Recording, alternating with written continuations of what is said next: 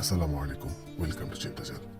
ইতিহাসে এমন একটা ঘটনা আছে যেখানে একজন মানুষ একটা বিমান হাইজ্যাক করেছিল আর তারপর চিরতরে অদৃশ্য হয়ে গিয়েছিল। তার নাম ডিবি কুপার। সময়টা 1971 সালের 24শে নভেম্বর, থ্যাঙ্কস গিভিং এর আগের দিন। একজন মধ্যবয়স্ক লোক পোর্টল্যান্ড এয়ারপোর্টে ঢুকলো। কালো স্যুট, চোখে সানগ্লাস, হাতে একটি ব্রিফকেস। সে একটি টিকিট কাটলো, নাম দিল ড্যান কুপার, গন্তব্য সিয়াটেল। বিমানে উঠে সে এক বিমানবালার হাতে একটি চিরকুট ধরিয়ে দিল। প্রথমে বিমানবালা ভেবেছিল এটা হয়তো কোনো প্রেমপত্র, কিন্তু চিরকুটে লেখা ছিল, আমার কাছে বোমা আছে, আমি চাই $2 লাখ আর 4টি প্যারাশুট। মুহূর্তে সবকিছু বদলে গেল। কুপার তার ব্রিফকেস খুলে দেখালো, ভিতরে লাল তার, ব্যাটারি আর ধাতব বস্তু। সবকিছু দেখে মনে হচ্ছিল এটা সত্যি একটা বোমা। বাধ্য হয়ে পুলিশ আর বিমান কর্তৃপক্ষ তার সব দাবি মেনে নিল। বিমান সিয়াটেলে পৌঁছালে সব যাত্রী নিরাপদে নামিয়ে দেওয়া হলো, আর কুপার পেল $2 লাখ নগদ এবং 4টি প্যারাশুট। কিন্তু গল্প এখানে শেষ না।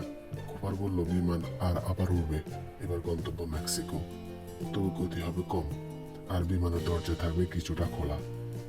রাত 8টার কিছু পর ওয়াশিংটন স্টেটের আকাশে কুপার পিছনের দরজা খুলল, প্যারাশুট পড়ল আর লাফ দিল অন্ধকারের মধ্যে। তার সাথে ছিল $2 লাখ আর এক বিশাল রহস্য। পরদিন শুরু হলো FBI তদন্ত। পুরো এলাকা তন্ন তন্ন করে খোঁজা হলো, কিন্তু পাওয়া গেল না কোনো দেহ, না প্যারাশুট, না কোনো চিহ্ন। মনে হচ্ছিল লোকটি যেন বাতাসে মিলিয়ে গেছে। প্রায় 9 বছর পর 1980 সালে একটি শিশু নদীর পাড়ে কিছু পচা টাকার বান্ডিল খুঁজে পায়। পরীক্ষা করে দেখা যায় এগুলো সেই কুপারের টাকাই, কিন্তু তারপর আবারও নীরবতা। আজ পর্যন্ত হাজার হাজার তদন্ত, শতাধিক সন্দেহভাজন, কিন্তু ডিবি কুপার আসল পরিচয় এখনো অজানা।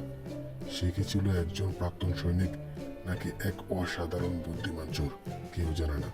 তবে এই কথা নিশ্চিত, ডিবি কুপার শুধু একজন মানুষ নয়, সে ইতিহাসের এক জীবন্ত রহস্য। ভিডিওটি ভালো লাগলে লাইক দাও, আর এমন রহস্যময় সত্যি ঘটনা জানতে সাবস্ক্রাইব করো চিন্তাজাল। দেখা হবে পরের ভিডিওতে। আল্লাহ হাফেজ।